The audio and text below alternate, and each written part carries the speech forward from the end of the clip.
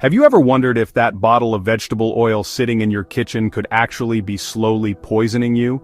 If you've spent any time on social media lately, you've probably seen influencers claiming that seed oils are the root of all modern health problems.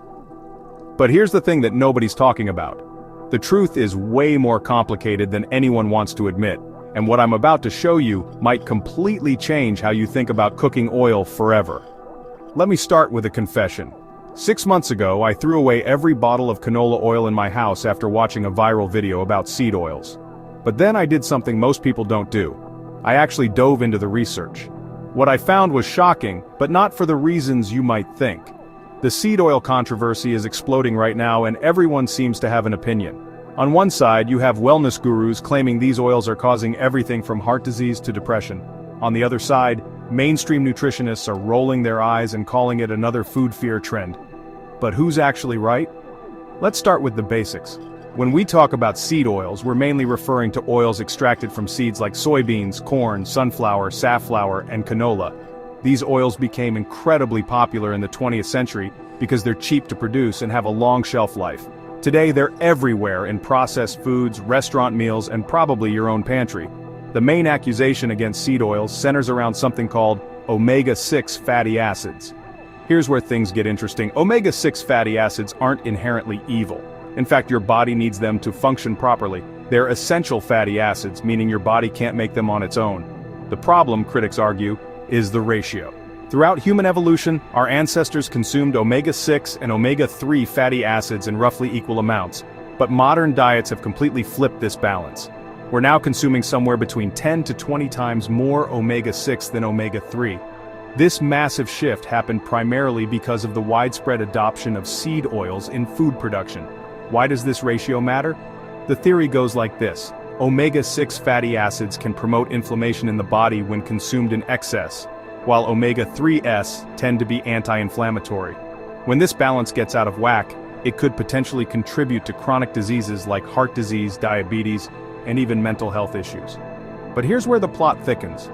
When I dug into the actual research, I found that the relationship between omega-6 fatty acids and inflammation is far more nuanced than social media makes it seem. Some studies do show that high omega-6 intake can increase inflammatory markers in certain people. However, other research suggests that omega-6 fatty acids can actually be anti-inflammatory in many contexts. The American Heart Association, along with most major health organizations, still recommends polyunsaturated fats including omega-6 fatty acids as part of a healthy diet. They point to decades of research showing that replacing saturated fats with polyunsaturated fats can reduce heart disease risk.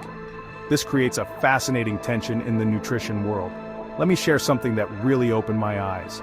I found a large-scale study that followed over 300,000 people for more than a decade. The researchers found that people who consumed more linoleic acid, the main omega-6 fatty acid in seed oils, actually had lower rates of heart disease and stroke. This directly contradicts what many seed oil opponents claim. But wait, there's another layer to this story. The processing methods used to create many seed oils involve high heat, chemical solvents, and bleaching agents. This industrial processing can create compounds called aldehydes and trans fats, which are genuinely concerning for health. Some researchers argue that it's not necessarily the omega-6 fatty acids themselves that are problematic, but rather these processing byproducts. Off topic for a few seconds, please like the video and subscribe so I can quit my job and upload content on YouTube full-time. Here's something fascinating I discovered. Cold-pressed versions of these same oils often don't show the same negative health associations in studies. This suggests that the method of extraction and processing might be more important than the oil type itself. Now let's talk about what happens when you heat these oils. This is where things get really interesting. When seed oils are heated to high temperatures, especially repeatedly like in restaurant fryers, they can break down and form potentially harmful compounds. This oxidation process creates aldehydes and other toxic substances that weren't present in the original oil. Interestingly, some oils handle heat much better than others. Avocado oil and refined coconut oil, for example, have much higher smoke points and remain more stable when heated. This might explain why some people feel better when they switch away from seed oils, especially if they're doing a lot of high-heat cooking. But here's a reality check that nobody wants to hear. The average person consumes seed oils primarily through processed and restaurant foods, not from cooking at home. If you're eating fast food, packaged snacks, salad dressings, and restaurant meals regularly, you're getting massive amounts of seed oils whether you use them at home or not. The most compelling argument I found against seed oils isn't actually about the oils themselves, but about what they represent. Foods high in seed oils tend to be highly processed, calorie-dense foods that replace more nutritious whole foods in our diets.